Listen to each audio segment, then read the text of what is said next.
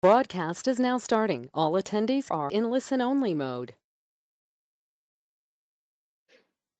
Hi, everyone. Good afternoon, and thank you for joining us. Welcome to our BIOtechnical Advocacy webinar series.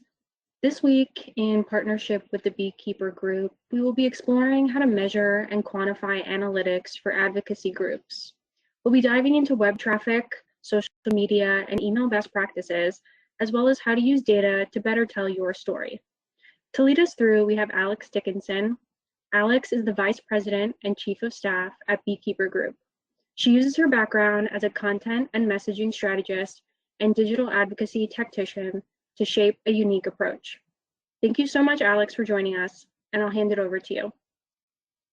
Thank you so much, Brittany. I'm really excited. If you have been a part or have joined these webinars in the past couple months, you may have seen me in a few of them, and I'm really excited to be back here today.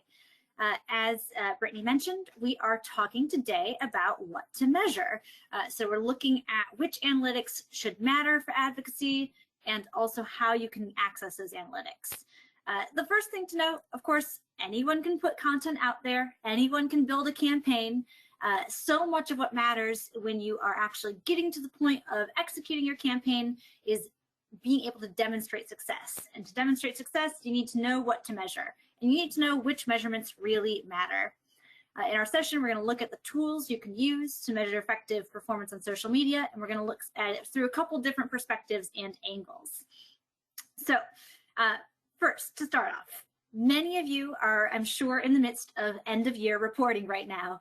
It's likely taking up a good deal of your time at the moment, and I'm sure that you may not be able to pivot everything that you're doing right now to collect new kinds of data, but I'm hoping that while you're in this data collection mindset or in this year in review mindset, that we can reframe some ideas so you can head into 2021 or whatever future year you're looking at this in with a strong background and a strong understanding of how you can shape data to your advantage. We want to share again some things to help you contextualize your metrics and set you up for success as you head into all of these new plans. I'm going to aim to define some of the metrics to help you understand the general alphabet soup, CTR, CPC, KPI, all of that. As I'm going through everything and defining things, if I go through a term or I say something that you don't understand, feel free to put it in the chat and I will speak it out loud and answer however I can answer there. So with that said, we're going to cover what kind of metrics you can capture. We'll look at the actual tools. We'll align what your measurements can be to your goals and how you can look at your goals. Spend a little bit of time on that. We'll also look at how you can use data to tell your story and some good models that you can use in storytelling to help you actually share and depict how these things can demonstrate success. And we'll end with some best practices and a couple lessons learned and pitfalls that many of us have experienced, I'm sure, and things to keep in mind and keep an eye out for as you are building your full reports. So moving on, what can you measure? As we all know through experience and probably just by being online at all, advocacy campaigns come in many different shapes and sizes. What you measure in your advocacy campaign, of course, depends on what you included in your campaign. So if you are including a tactic like email, then email is something you're going to want to measure. If you're including a tactic like social media, you'll want to figure out what kind of metrics on social media matter the most, and you'll want to actually be able to reframe those data points within an overall story. You also want to keep in mind that you may not just need data. You may need some qualitative elements here too, but that does not mean that you should take quantification for granted. You can actually quantify a lot of your stories, and you can quantify a lot of things that may feel a little abstract or nebulous in ways that can help you, again, sell your success and demonstrate everything that you've been doing. Now, of course, deciding what metrics matter to you depends in part on what went into your campaign, but it also depends in part on what you want the future of your campaigns to look like. When you're building a new advocacy program, you want to look at those past successes. You want to look at how you can shape what you've seen and how you can transform that into a future plan. And the story that you tell can help shape that future of your campaign as well. if you joined in a couple of the earlier sessions that we did earlier this year, you may remember that we talked about some design thinking and human-centered design principles. And those are actually still really applicable when you're talking about how to build good metrics and how to measure the efficacy of your advocacy campaign. There's a great organization that I highly encourage anyone who's interested in this to look at called IDEO.org, IDEO.org. This is a graphic from them, and it's applying these ideas of human-centered design and design thinking together. Now, what those two things mean, human-centered design is about designing projects, programs to solve for problems that are specifically related to a specific audience. So everything that you're doing is human-centered. And design thinking is a really rigorous approach. And that rigorous approach is based on the idea that you solve the problem for those humans. You have that human-centered design. You come up with a program that is designed to help them, and you test it. You put out what's known as a minimally viable product. That's sort of what this inspiration lump over here is. Once you put that out there, then you can go through and ideate, meaning you can test things, you can come up with other ideas, layer those in, and then you iterate. So you take what you learned and you evolve it. You take what you learned and you take those data points and you build them into something broader and bigger. So again, as you're thinking about measurement and what you should measure and why you should measure things, don't feel like you have to keep things really specifically structured. Feel comfortable adding in new areas and feel comfortable adding in new angles. Just know how they shift and know that you're iterating and know that you have to share and tell that story of how you move that data through.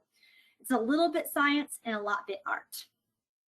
All right, let's talk through advocacy analytics. So when we're talking big picture about what you can actually capture, it's important to think about the kinds of tools that you're using as an advocate.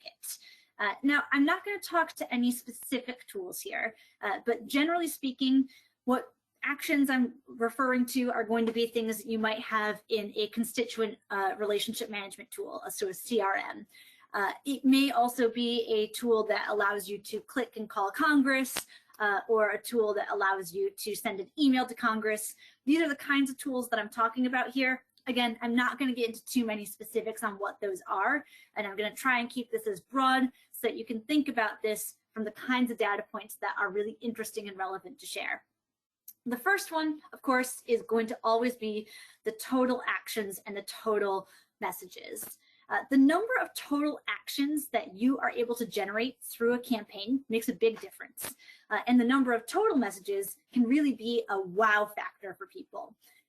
Since in that first action that you're doing, you can get maybe 3 letters. So if you're doing one action, you may have a opportunity to write to Congress. And when you're writing to Congress, you're going to be writing to your 2 senators and your representative. So one person taking that action generates those 3 letters. It's a really big, again, wow factor there. So thinking about that shift and thinking about how do you communicate that information? Is it more important for me to communicate that I've sent X number of messages or X number of actions? So just remembering that balance there is really important. Recipient totals is also a great place where people see a lot of big wow factors here. Who your letters, your tweets, your phone calls went to can be broken out in a lot of different factors, and most tools will allow you to get really granular with this. I love to present this data broken out by region, not just by state or zip codes, because it gives you a really interesting demographic view of what you're looking at. Of course, you can do it specifically by district and member as well, depending on the kind of action that you're trying to generate there. But again, it's all about the story that you're trying to tell and how you can position that story. The further zoomed out the geography, the better you can identify strengths and weaknesses in your program, though. So when you're thinking about building a campaign that is attempting to reach people and attempting to convince them to take that deeper action, it can be easier to look at it across multiple geographies and across that regional view versus just on a hyper-local focus as well. So as an example there, you may have more Californians than there are Nebraskans in your campaign, and you want to keep in mind that if you're looking only at California, you may have some skewed data. Pretty straightforward, but important to keep in mind when you're considering the actual actions that you might be measuring here. The value of your recipients matters a lot as well. And of course, this is part of the planning of your campaign. As you're building an advocacy effort, you want to make sure that you have identified your goal, that you've identified your strategy and the tactics that you're going to be layering in to make that campaign happen. So when you are actually moving to the point where you have a CRM, you have a tool that you're getting people to get excited and to get that traction around, you want to make sure that you have a way to demonstrate who's the most important person. Some tools will allow you to select priority targets and will help you do that measurement. But I really love to do this kind of data on the back end. So I'll do exports and will assign point scores to actions dedicated to key people who I'm trying to influence. And there was one campaign that I did this for where we actually had different tiers of advocates, and we had a higher point score for our top level people. So we had a really clear, easy way to see, okay, we know for sure that we're getting a great value right now. And that number in the aggregate was able, as it went up and down, we were able to see the efficacy of the campaign and figure out where we might need to turn the dial and get more advertising dollars, or where we may need to turn the dial down a little bit too. So again, thinking about how to take the data that you have available to you and assign values and assign things that are really only internal to your campaign and to what you're trying to accomplish can make a big difference there. Another thing that I love to look at is the source of actions. So what's driving people's actions? So when you are actually getting someone to click to send a message, or getting someone to click to send an email, where are they coming from? Is it coming from email? Is it coming from social? Is it organic? Is it on your website? Are they just naturally showing up? Is there paid elements there? The key thing to do when you are building your campaigns in this manner is to track them with what's called a UTM code. Or a bit.ly link. A UTM code is going to be just a way that you can plug in your URL and actually have a unique URL for each asset that you're doing.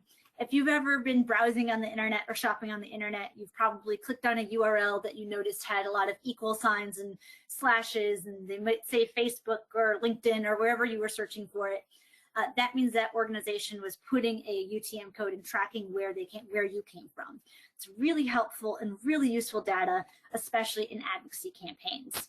It helps you see on a really granular level what content is helping drive your actions, what platforms is helping drive your actions, and where you have the most opportunity. So as you are building all of that, I highly encourage you to incorporate and layer in that kind of in-depth tracking as well. Issue resonance is another element of that. So you can actually achieve issue resonance tracking in a couple different ways. What we mean by issue resonance is, does one issue that you're advocating on outperform another? If you have the data and you're talking to the same audience over and over again, it may be useful to compare and contrast that data and that performance on campaigns that focus on different topics and issues. You can do this in a couple different ways. So if it's one campaign that is covering some slight nuances, you can do A/B testing, where you see if certain type of messaging performs better than other types of messaging. The other way to think about that is also to just compare it to full campaigns as well. So if you can look whole cloth at a campaign and see how it performed to a previous year. And we'll look at some examples of how we've done that with some of our campaigns in a moment here as well. Before I jump onto the next slide of advocacy things that you should measure and things that are really helpful to measure from an advocacy perspective, I wanted to share and dive into this little chart here. Now, it may look really numbers heavy, and that's the important thing that you have to make sure you're balancing when you are doing this kind of metric storytelling. You want to be able to see enough data to have context, but also be able to tell the story of this data. Looking at these numbers, it's hard to see what was our most successful week in here. You may think just on the surface that the most successful week would be the week that had the highest link clicks. You may think that it's actually the week that had the highest impressions, which would be that last week there, or sorry, that second week there, followed by that last week. But actually, what ended up being our most successful week in here, in this campaign from our perspective, was that week 4. Where we had link clicks, we had actions taken, even though they were much lower, and we had letters sent. And the reason it was so important that that week was still our best performing week and the week that we were the most excited about is because we didn't do anything that week. We just were putting out our regular content. We were just letting things chug along. So we were able to see that this is all follow on. This is all a demonstration of the success of the previous weeks of our campaign. It's this kind of granular look at your data that can help you tell interesting stories and can help you see success in really unique ways. Of course, I could present this same data point in this same chart and say, well, clearly we need to change things because our impressions have been going down. But really what that means is that we were refining and getting the right audiences here. So again, it's having that story in mind and knowing what it is that is the most valuable to you, having the data available to contextualize it, and also being able to demonstrate what the trend lines mean for you. It's not just the simple numbers on the surface there. Charts like this are also really helpful for us as an agency supporting a lot of people doing campaigns because they help us get a good sense of how we're seeing things work. So we have a good sense of what's happening in week 1, 2, 3, 4, and 5 here. And you should always make sure that you have a good definition of the kinds of tactics that are assigned to each of those as well. So again, that really broad and also granular tracking can be really helpful when coupled together there. Moving into other advocacy analytics, conversion rates.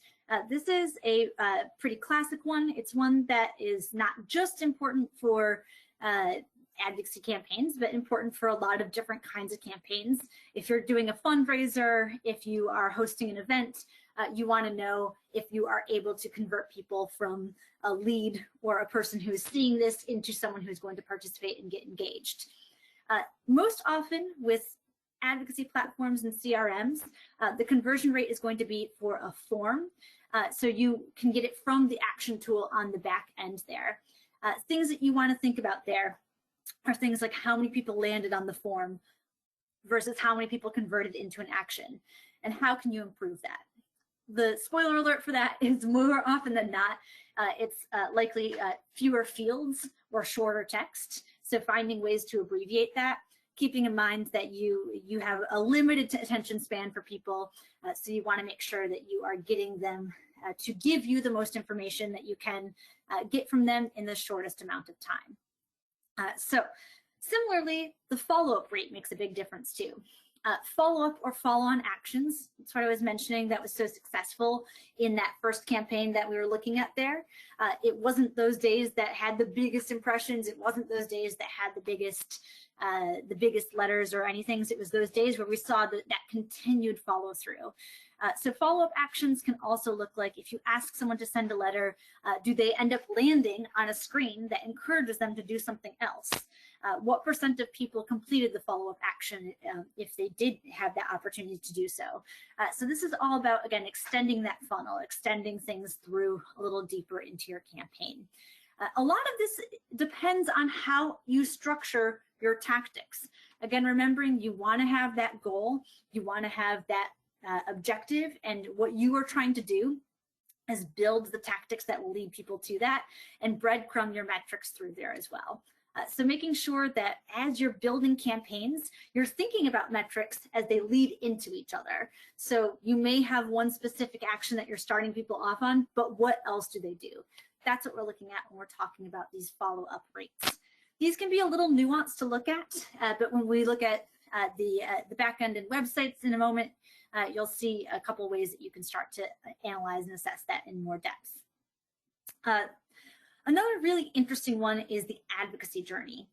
So when you are building your community, when you're building and identifying who you want to reach and what you want them to do, you should have a really in-depth sense of if you know if an individual is progressing through your program. How are you measuring individuals' actions against a rubric or a matrix to reward those who take consistent action and then give them more to do after that? How are you identifying who your champions are? One structure that we do a lot is called depth metrics, and that involves having, again, points assigned to different components and to different actions, and being able to break people out by those different points. The advocacy journey takes those basic actions and helps you think about how you can move people through them. So that's where you might have a lower tier action, a middle tier action, and a top tier action. Those are your champions, the people who you're going to want to be able to know that you can rely on and know that you can call on for almost any future activity. Really important people, and we'll look a little bit at what an advocacy journey could look like and how you can map some of that, again, in a narrative fashion, not just a quantitative fashion as well. And of course, the last most important thing for advocacy in a lot of ways is your political wins. If you're influencing legislation, did you increase support?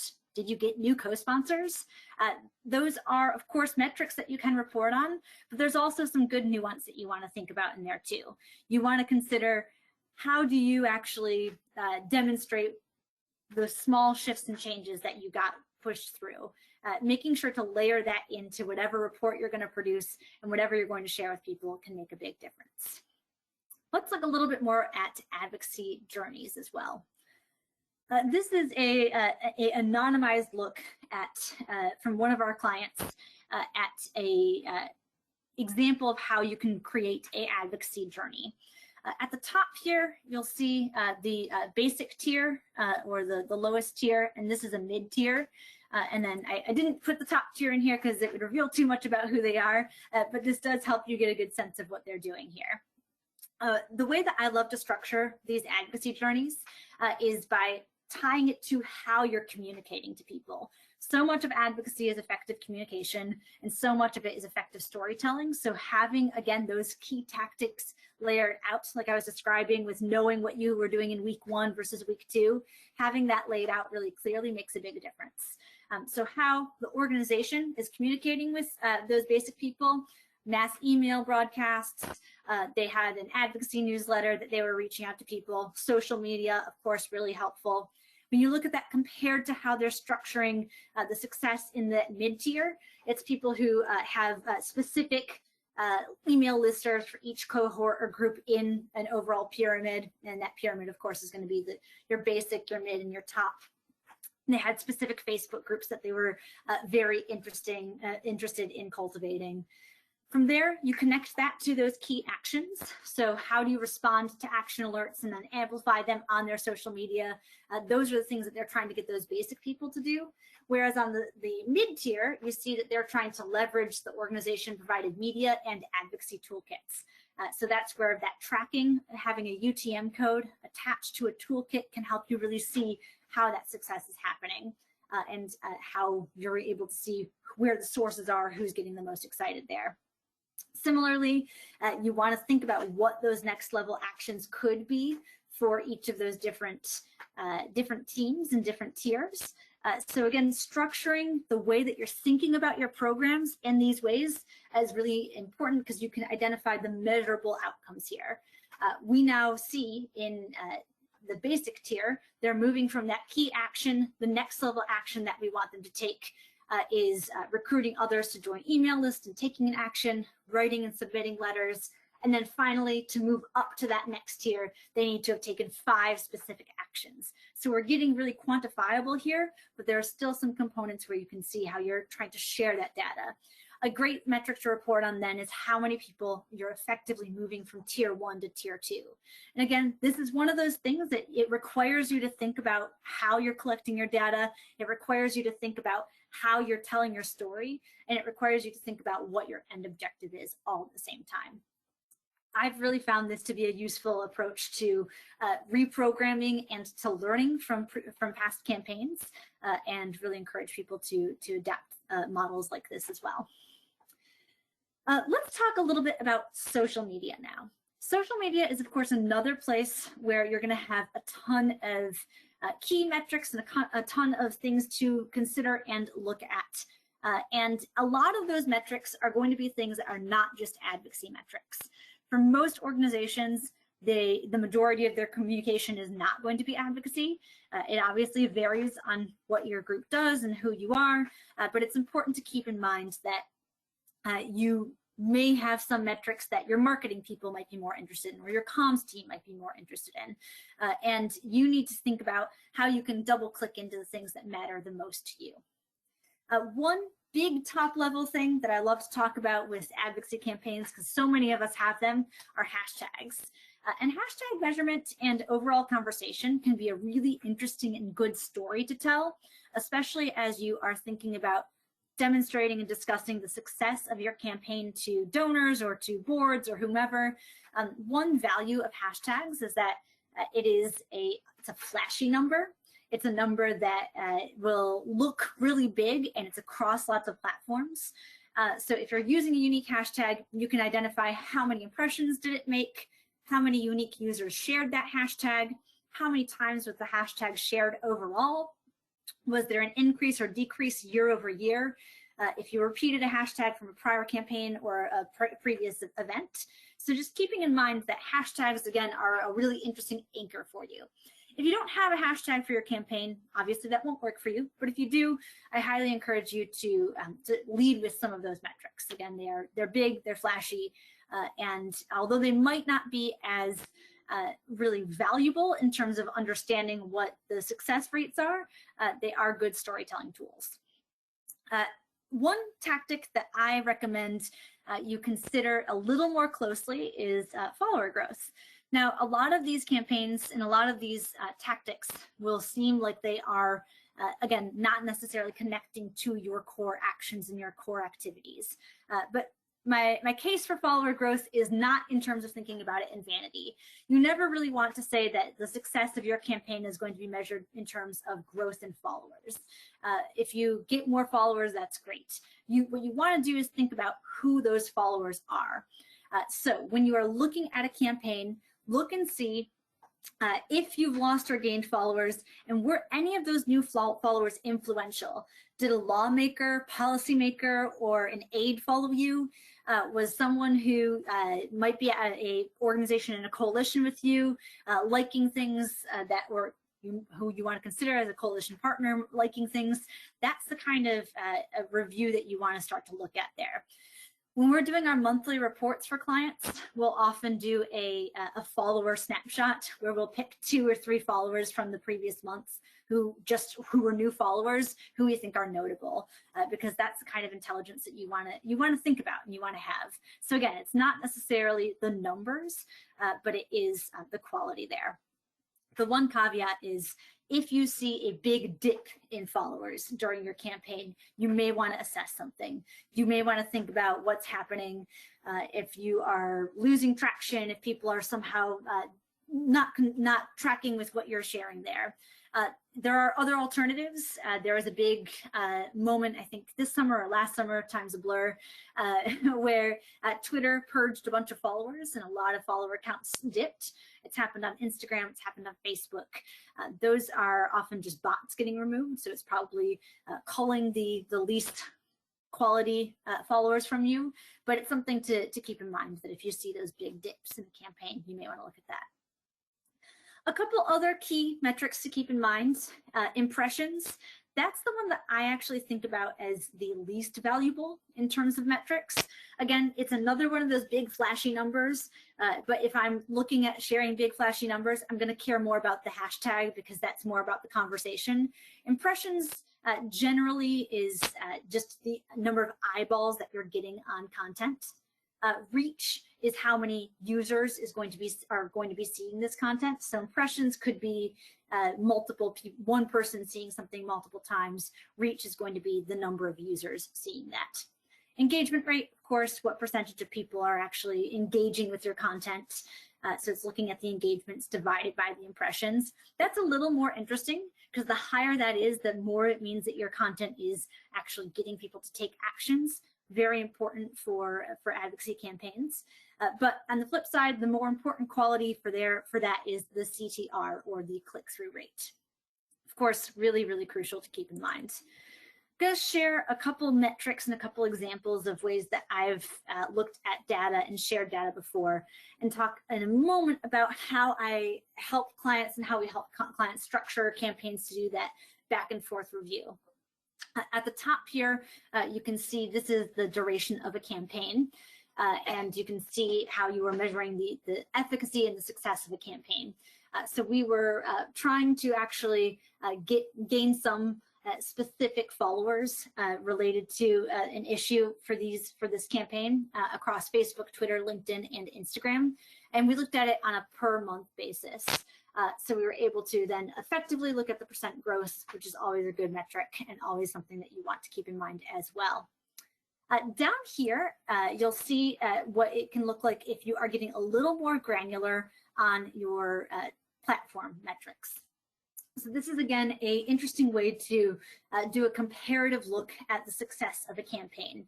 You can see for this campaign, we had some really, really high goals. So we structured it as where we started at the top of the campaign, what our goal was, and where we were currently. So by looking at things in this context, in this start, goal, current, we were able to then really effectively identify, okay, this is where we need to spend more energy and effort right now. This is what's not working. This is what could be working here. Now, this was a quarter point through a campaign, so we were a little optimistic. We thought that we might be able to get some good traction, but it did indicate to us that we probably need to pour a little more ad dollars on there. So again, the benefit here is thinking about what your goals are and making sure that you're tracking your goals against where you were and where you are as well. So looking at those as solid benchmarks for you. Another good way to track and maintain your data is actually just in a simple Excel sheet. We actually are, as a handout and as a follow-up for filling out the survey and everything for us today, we are sharing one of these templates here.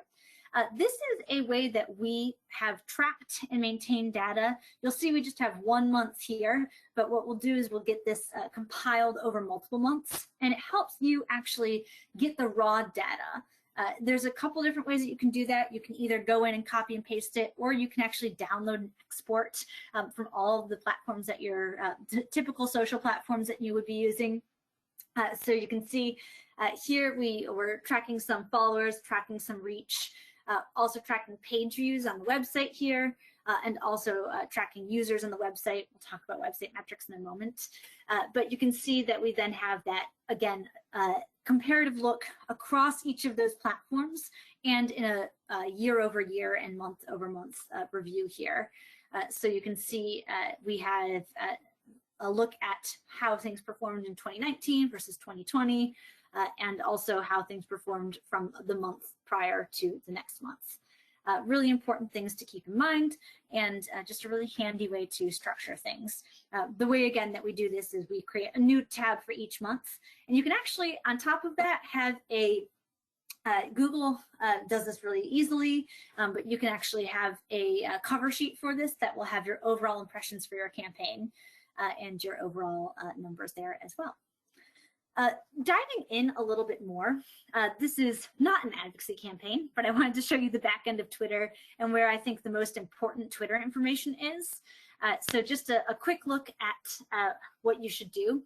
If you are interested in knowing the success of a campaign and the success of your content, again, keeping in mind that for most advocacy campaigns, your entire feed is not going to be advocacy content. It's going to be just a couple tweets here and there, or a couple posts here and there. You want to start to get really granular in your content. You want to start to get granular in your tracking as well. And one thing that we do is look at the back end of Twitter and dive a little bit deeper than they provide you on the surface. So if you go into your Twitter analytics and you are doing a campaign on Twitter, you can, if you go to analytics, you'll be taken to a home page, which will show you data on a month-by-month basis. That's a really good snapshot of what's happening. But if you tab over, hard to see right here, but if you tab over to tweets, you can see a little bit more in-depth information. So you can see the performance of each tweet. And then if you click on that tweet, it'll pop out and show you even more in-depth information. Now, this was a promoted post that we at Beekeeper Group are running, and you can see the organic versus the paid promotion. And that's really important when you're thinking about analytics from a paid organic combination campaign. You want to know both the organic numbers and the paid numbers, and you can get that difference in all these platforms. You just have to dig for it a little bit deeper. Differentiating between paid growth and organic growth helps you see where you might benefit from more paid growth. It also helps you see where you may benefit from reframing and changing up some of your organic messaging. So again, I highly encourage you to get this granular.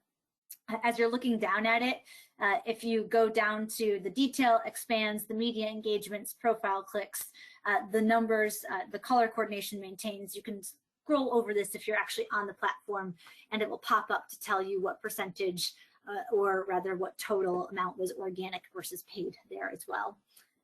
It will, depending on what kind of assets you have in your tweet, it'll show you video views, it'll show you more details there as well. So that is a good, helpful pro tip for how you collect data and how you think about the data that you're looking at. Again, trying to get really specific on the content that relates to your campaign. Similarly, you can get that detailed in a couple other platforms as well. You can see some Facebook screenshots here. This is a LinkedIn screenshot, and you can also get this kind of detail on Twitter as well. So this is a Twitter campaign that had some paid around it and also some organic, and you can see the success of that as well. So just a couple key things to keep in mind. All right, I'm going to move into email next. So when you're thinking about email, the metrics that matter most are going to be your deliverability metrics. So are things actually getting over the line? Are people able to review your content? Is it coming to their inboxes? So things to keep in mind there are the open rate. So the open rate is going to be what percentage of your email senders actually opened the email. It's a shockingly low number for most campaigns. We often, depending on the size of your list, you may want to consider lowering expectations early on in the process, but it's often as low as 15 to 20%. That's really pretty standard. A great tool that I recommend is actually M&R Benchmarks. M&R is another agency in Washington, D.C., and they have really in-depth nonprofit benchmarks, and they have them broken out by industry, and you can actually see email open rates for them, unsubscribe rates from a couple different organizations as well. It's a great place for you to start to develop some initial benchmarks too.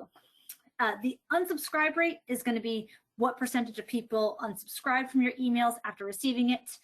Forwarded is a nuanced one that I think is really important. Again, when you're talking about again, the follow-up actions that might be valuable from an advocacy platform, forward is an example of that. If someone reads something and forwards it to someone, that means that it was really valuable to them, or it means that they're laughing at it in some way, hopefully the latter there, or the former there. So you want to make sure that you are thinking about that in the context of also where are these opens coming from, who's reviewing it, where are they clicking, what's the context of it overall. The click rate is also a really important one. You want people to be clicking through in your emails, and you want to also look at the clicks per unique opens. And this is one that you have to dig a little bit deeper on most email platforms for, but it will tell you, again, if it is a person who is just opening your email and clicking on it over and over and over again, or if it's a person who is opening your email and clicking on it once. If it's someone who's opening it over and over and over again in a single email, you may want to think about, is there a way that I can be getting this data or this information to them somewhere else? Is there something else that I can be considering? Another thing to keep in mind here is, of course, email domain performance. There are some domains that might have higher open rates than others. Some of that may be about the deliverability, if your content is actually showing up for those campaigns. So you just want to keep in mind that sometimes sending something to a Hotmail address may not look the same as sending something to a Gmail address. So it's an important data point to look at.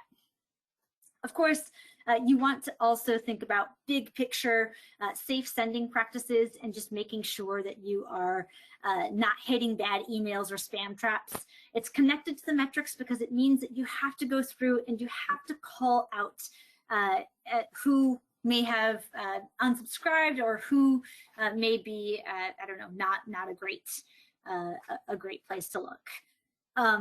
Facilitating list growth, you may want to think about how you can incentivize sharing as well. So find ways to actually structure your campaigns so that maybe people get more advocacy points for sharing your emails or for sharing specific emails or actions. Again, that's a place where you can set up those really robust tracking codes and get people through. The most important thing though with email is asking people. I think that a great metric and an overlooked metric in overall advocacy campaigns is feedback that you can get. So asking people, how else would you like to receive this action?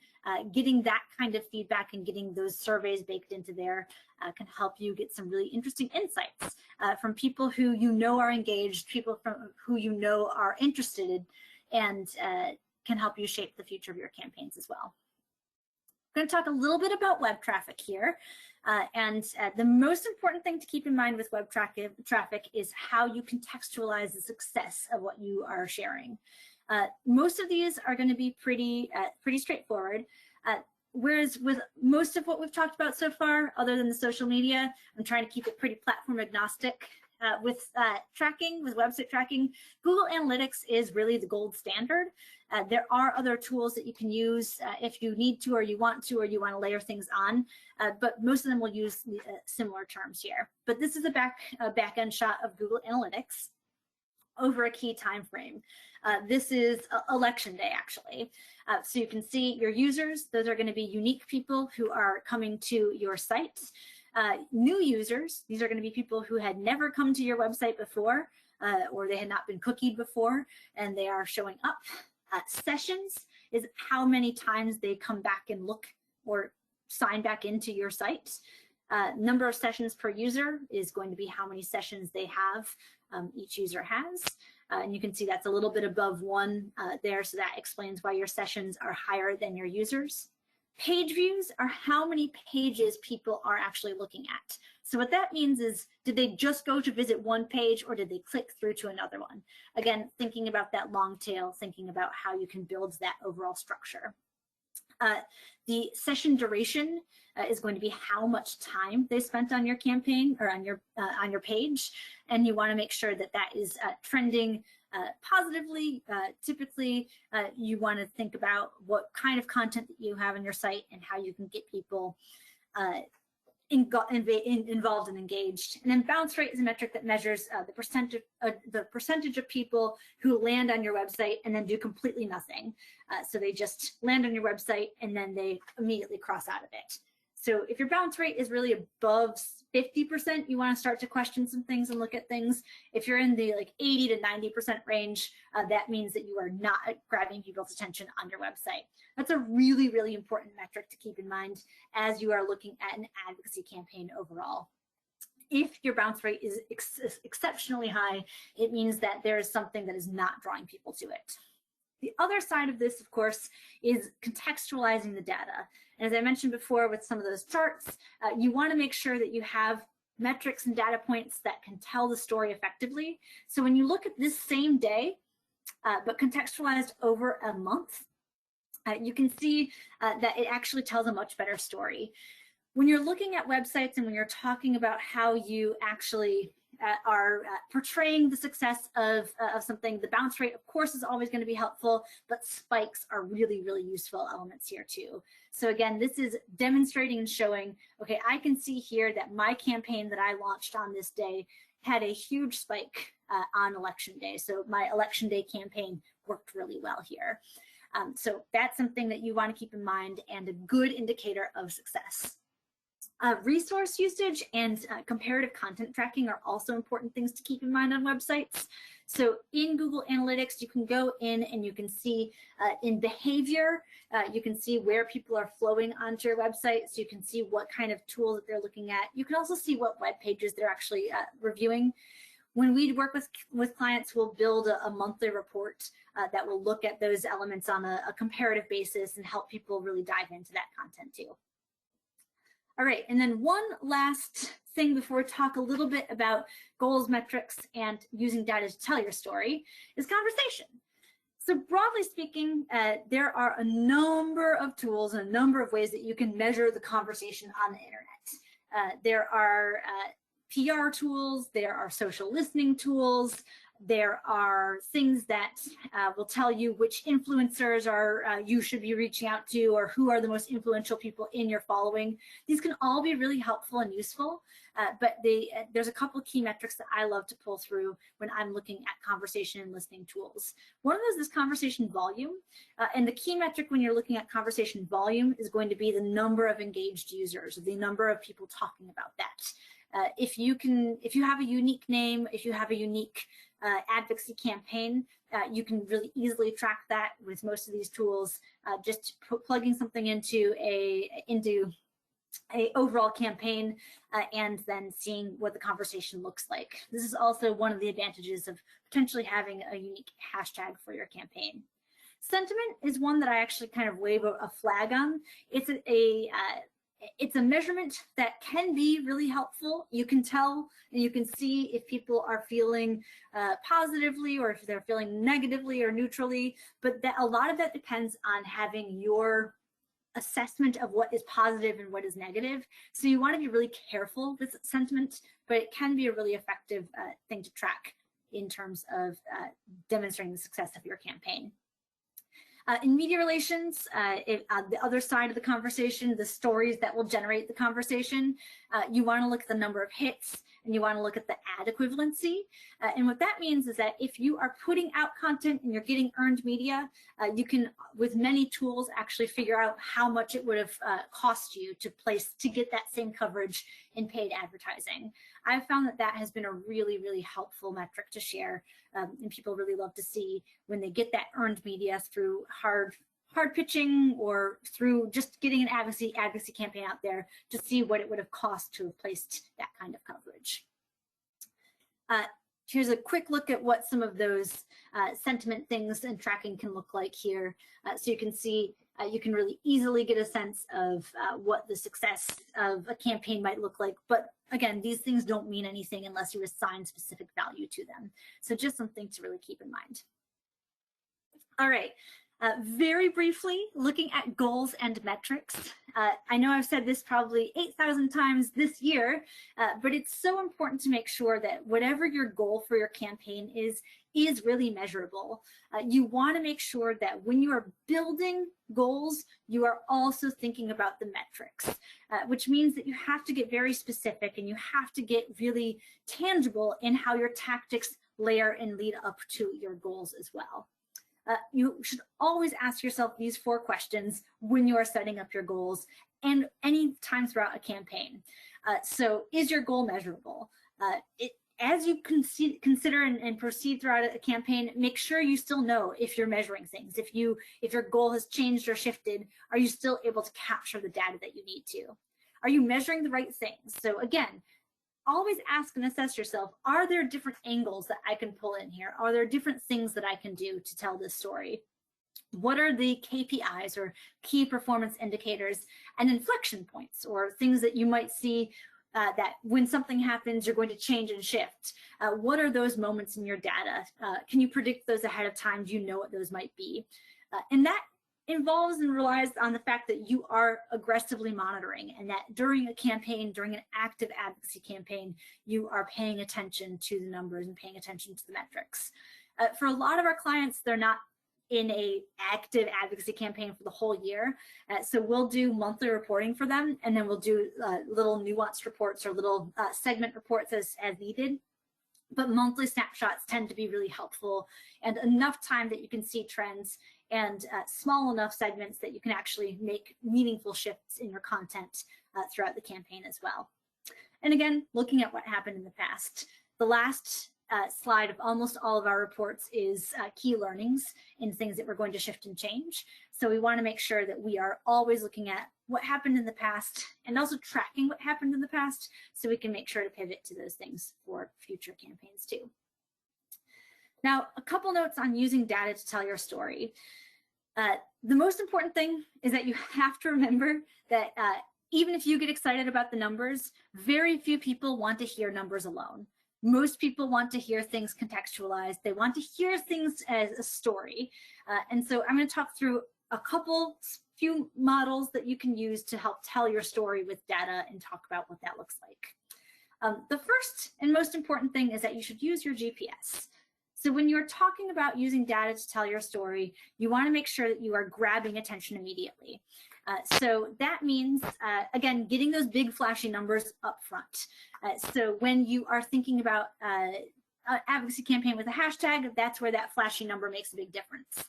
But then you want to paint pictures and evoke emotions. So you don't want to just have the big flashy numbers at the front. You want to show the impact of that afterwards. So you want to think about how are you able to take that data point and what does that mean for your campaign? What did it mean that this happened?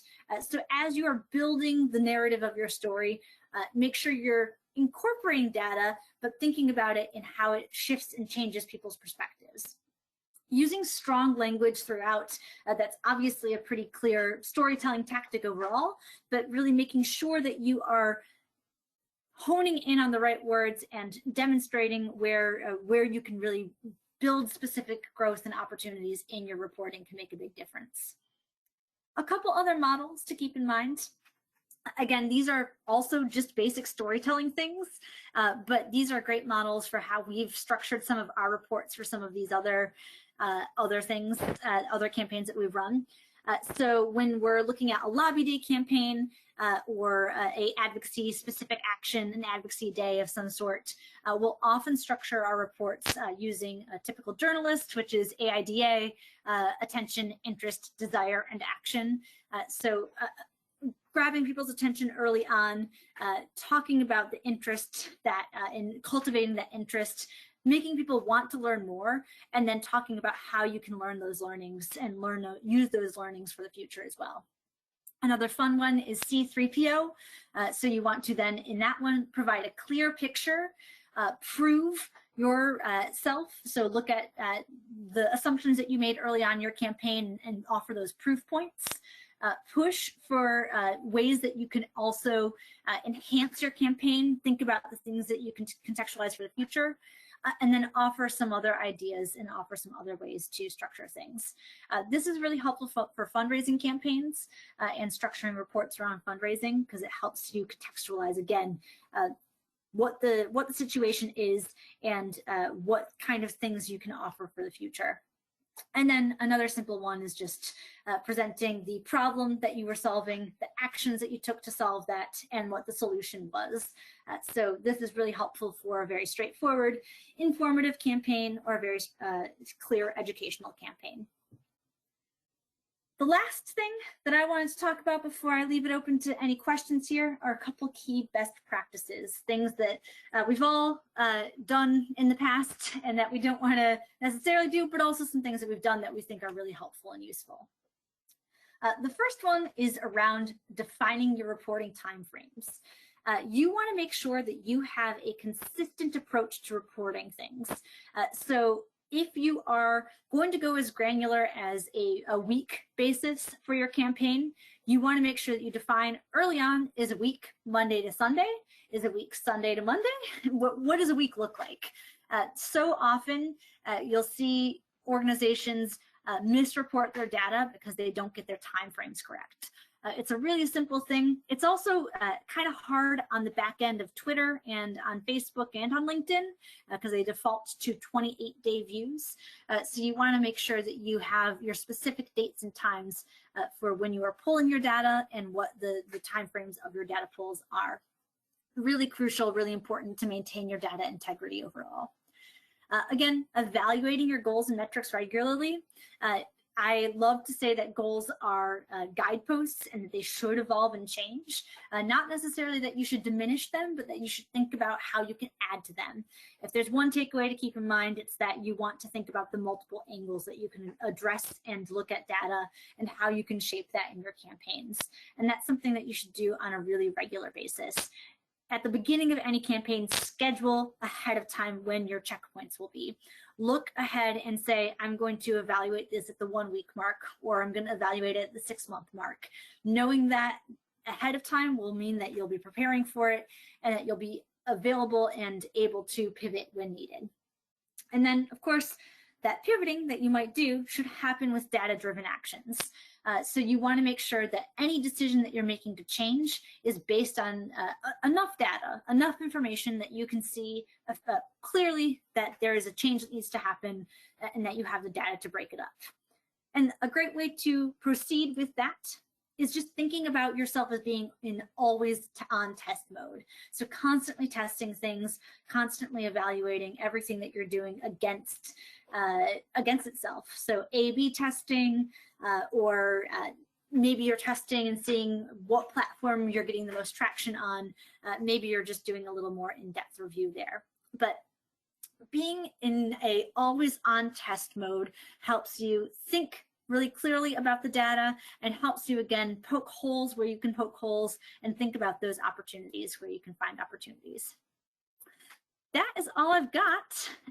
Thank you all for being a part of this. I'm happy to answer any questions.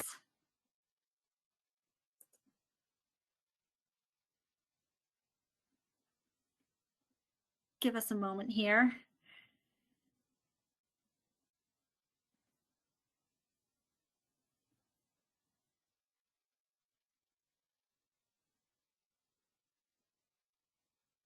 Great.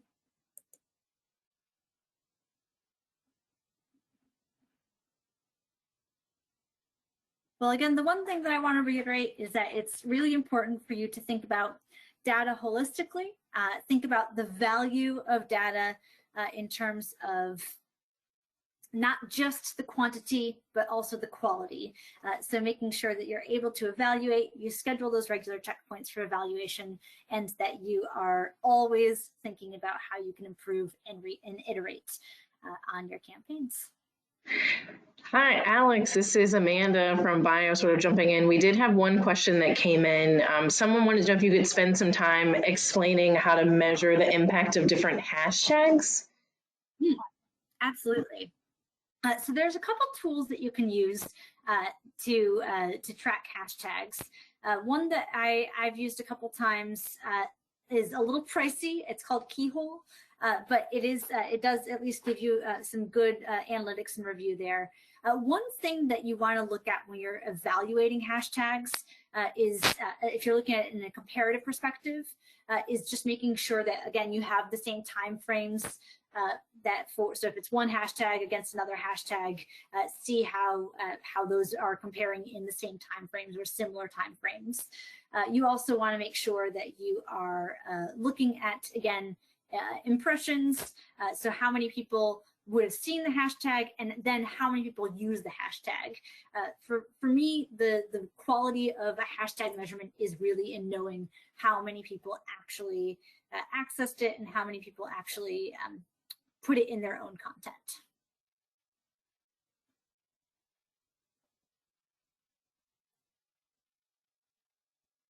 I hope that helps. Happy to elaborate on anything though.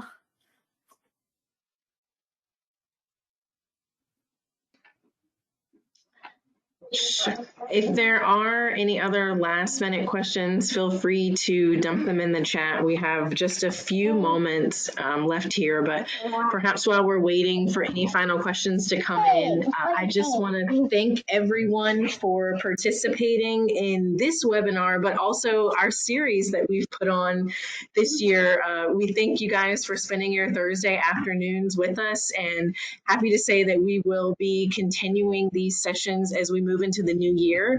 So please, as you are wrapping up your year, thinking about things that might be helpful, please don't hesitate to reach out to us here at Bio to share any suggestions that you might have, and sort of put together our calendar of events for next year.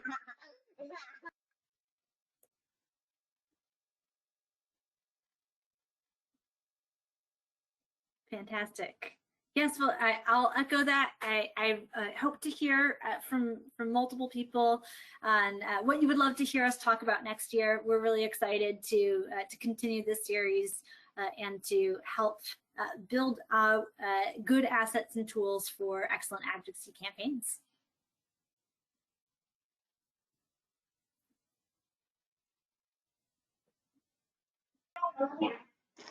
All right, well, I just checked once again and I didn't see anything come in. So again, thank you. You all know how to get in contact with us here at Bio. We're always happy to reach out to Alex and team. If you do have any final questions, a special thank you to Alex and also to her colleagues at Beekeeper who have helped us with these sessions. And again, a thank you to you all for taking part in our advocacy lab this year. Wishing you all a restful and safe holiday season, and we will see you all next year.